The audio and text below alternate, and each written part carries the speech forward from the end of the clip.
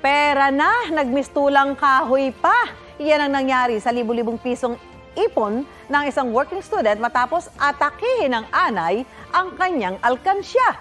Balitang hatid ni Jamie Santos.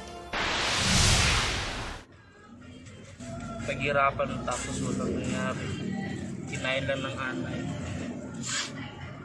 Napaiyak na lang ang estudyanteng si Randy sa sinapit ng inipon niya mula sa pagiging working student.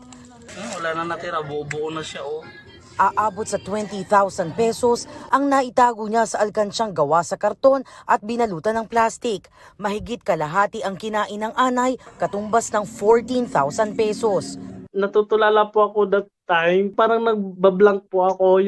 Kaibigan ni Randy ang nakadiskubre sa nangyari. Pagwalis niya, na nasagi ng walis yung alkansya. Pagkasagi ng alkansya, may nagpatak daw. Parang malambot. May naglalabasan na uod. Graduating na si Randy sa kursong Information Technology. Pero problema ngayon ang pangmatrikula niya sa pasukan. Ang nangyari sa pera ni Randy, kabilang sa mga sira-sira o tinatawag na mutilated banknote. Alinsunod sa BSP Circular Number 829 Series of 2014, may 3 pamantayan para mapalitan ang nasirang pera. Dapat may natira pang 60% sa laki o size ng pera. Kailangan may natirang alinmang bahagi ng pirma ng BSP Governor o ng Pangulo ng Pilipinas. Pangatlo ay ang security thread na kailangang nakikita sa sirang pera.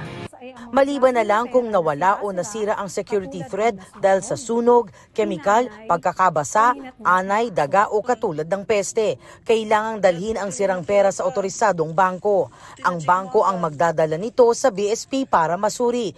Kung makapasa sa requirements ang nasirang pera, idedeposito ng BSP sa account ang bangko ang kaukulang halaga para maibalik ito sa kanilang kliyente. Ang problema, nagkapira-piraso na ang pera ni Randy at nagmistulang lupa ang iba pa. 6,000 pesos lang ang natira sa kanyang ipon. Dati nang hinihikayat ng BSP ang publiko na ideposito ang ipon sa mga formal account tulad ng bangko, e-money issuers, microfinance institutions at mga kooperatiba.